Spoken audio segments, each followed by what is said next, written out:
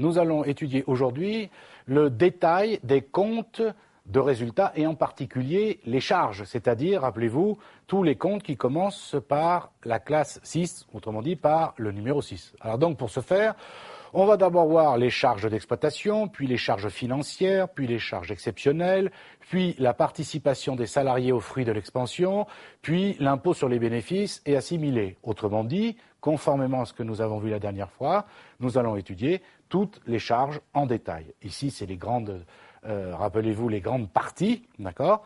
Exploitation, financier, exceptionnel, participation, impôt sur les bénéfices. Ça, c'est toutes les charges.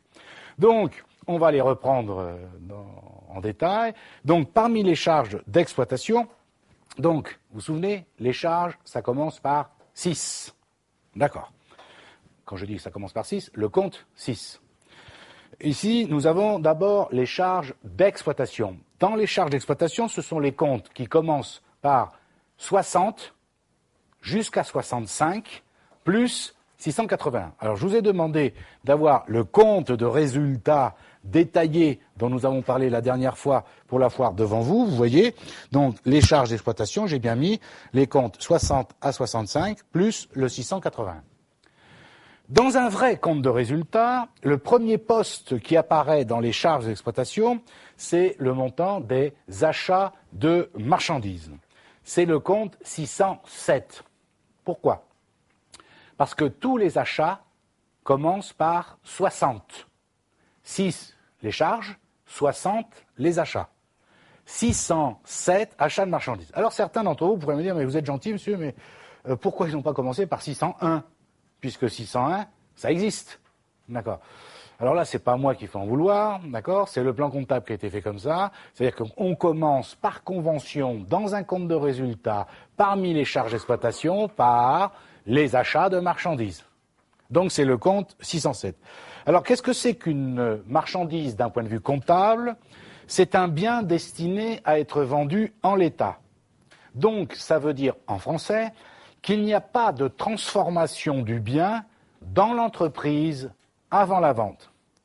On est bien d'accord ? J'achète une marchandise, je l'achète et je la revends en l'état.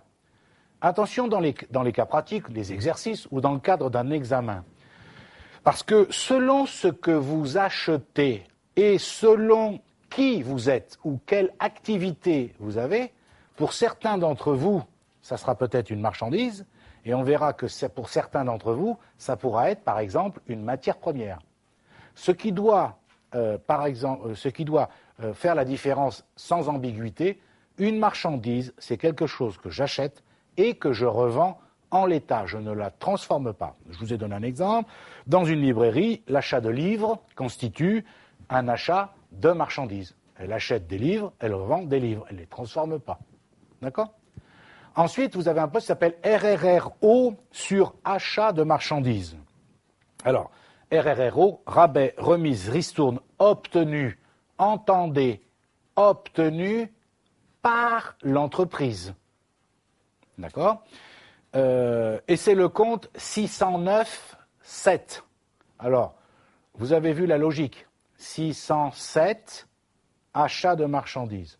609,7, RRRO sur achat de marchandises. Vous vous souvenez que je vous avais dit la dernière fois que ces RRRO viendront en moins du montant des achats. On en reparlera très en détail lorsque l'on fera le cours sur l'enregistrement des factures d'achat, parce que c'est là où ça intervient bien sûr.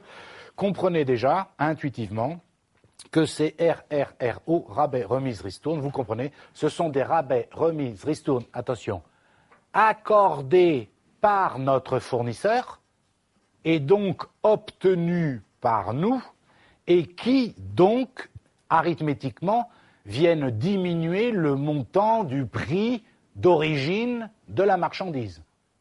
Est-ce que vous me suivez ? D'accord ? Le prix d'origine de la marchandise, ça peut être 1 000 € et on m'accorde un rabais, une remise, une ristourne, par exemple, de 100 €. Est-ce que tout le monde est d'accord avec ça ? Ensuite, la variation du stock de marchandises, regardez bien. Les variations du stock de marchandises, 603,7. Vous voyez encore la logique ? 607, 609, 7, 603, 7. Ça veut dire qu'on reste dans la partie marchandises. Alors ça, c'est un tout petit peu plus compliqué, bien qu'on le verra là aussi en détail par la suite. Toutefois, cette variation du stock de marchandises, elle est égale à quoi? Stock initial moins le stock final. Stock initial de marchandises, bien sûr, moins le stock final de marchandises. En abrégé, on dit SI moins SF. Et donc, vous comprenez bien que si je respecte la règle des signes, cette variation de stock, elle peut être soit positive, soit négative. Est-ce que vous êtes d'accord? Je fais stock initial moins stock final. Évidemment, quand je dis stock initial moins stock final, je parle en valeur, pas en quantité. La valeur du stock initial moins la valeur du stock final. En faisant ça, on est bien tous d'accord, encore une fois, ça peut être soit positif, soit négatif. Si SI moins SF, c'est positif, ça ira dans les charges sur la ligne variation du stock de marchandises avec le signe plus. Ça fait une charge en plus. Si, en faisant SI moins SF, j'ai une variation qui est négative, ça ira aussi dans les charges sur la ligne variation du stock de marchandises, mais ça viendra en moins. Vous vous souvenez, la dernière fois, lorsque nous avons étudié le cours précédent, on avait vu qu'il pouvait y avoir des charges avec des signes plus ou moins, et on verra des produits aussi avec le signe plus ou moins. Eh bien là, ça en fait partie de ces histoires de variation de stock de marchandises. Alors, la question qui se pose, c'est mais pourquoi est-ce que vous intégrez les variations de stock dans les charges? Pourquoi? Pourquoi on ne s'occupe pas que des achats? Est-ce que vous me suivez bien? Les achats, pour faire simple, c'est la facture qu'on reçoit de notre fournisseur. Pourquoi il n'y a pas que les achats qui sont considérés comme des charges? Eh bien, c'est très simple, ça c'est lié à la fiscalité. C'est parce que ce qui est considéré comme une charge, ce ne sont pas les achats que vous avez faits, mais la consommation de la charge que vous avez faite. Je m'explique. C'est quoi la différence entre les deux? Les achats, c'est ce que vous avez acheté. Est-ce que vous me suivez? La variation de stock, je viens de vous le dire, c'est stock initial moins stock final. Eh bien, la consommation, c'est la somme des deux. Regardez bien. Vous l'avez sous les yeux, mais on va l'écrire au tableau, si je trouve un stylo qui écrit. Alors, on est bien d'accord que ce que vous avez consommé pendant la période, est-ce que vous êtes d'accord que c'est le stock initial plus les achats moins le stock final? Est-ce que vous êtes d'accord avec ça? C'est bien ce qu'on a consommé. J'avais tant le 1er janvier, pendant l'année j'ai acheté tant, il me reste tant de stock final à la fin, c'est bien ce que j'ai consommé. Est-ce que vous êtes d'accord? Eh bien, regardez bien, ça, si je le découpe, j'ai le droit d'écrire que la consommation, c'est égal à, pas besoin d'un doctorat, hein, je vous rassure, les achats, et regardez bien, plus, je peux ouvrir la parenthèse, le stock initial moins le stock final. Ce qui est écrit en dessous, c'est la même chose que ce qui est écrit en haut.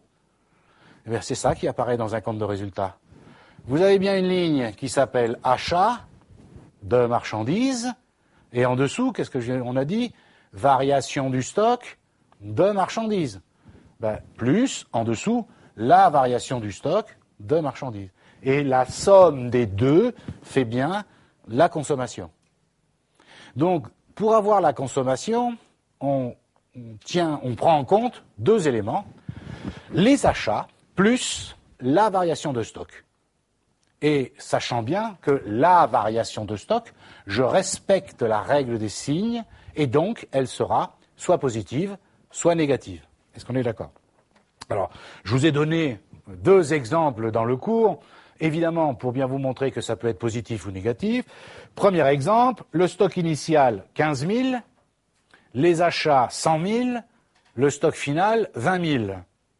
Eh bien, la consommation dans cet exemple-là, c'est les achats, 100 000, en dessous la variation de stock, SI 15 000 moins SF 20 000, est-ce que tout le monde est d'accord, pour dire que ça fait quoi? Achat 100 000, en dessous variation de stock, ici moins 5 000. Eh bien la consommation, ça va être donc la somme des deux, ça fera 95 000. Évidemment, ça se présentera comment dans le compte de résultat? Sur la ligne achat de marchandises, les achats, il n'y a rien à faire, c'est 100 000, c'est les factures que j'ai reçues. Et en dessous, variation du stock, moins 5 000. Et la somme des deux, ça fera la consommation. Vous comprenez ce que je veux dire? La consommation, ça n'existe pas dans le compte de résultat. C'est la somme des deux, achat plus ou moins la variation de stock. Et je vous ai mis un deuxième exemple, bien sûr. Le stock initial, 15 000, les achats, 100 000, et le stock final, 10 000. J'applique la même règle. La consommation, c'est les achats, 100 000, plus, j'ouvre la parenthèse, le stock initial, 15 000, moins le stock final, 10 000. La variation de stock, ici, dans cet exemple-là, c'est plus 5 000. Eh bien, la consommation, ça sera la somme des deux. Les achats, 100 000, plus la variation de stock qui, ici, est positive, donc plus 5 000. Et on est d'accord sur le principe ?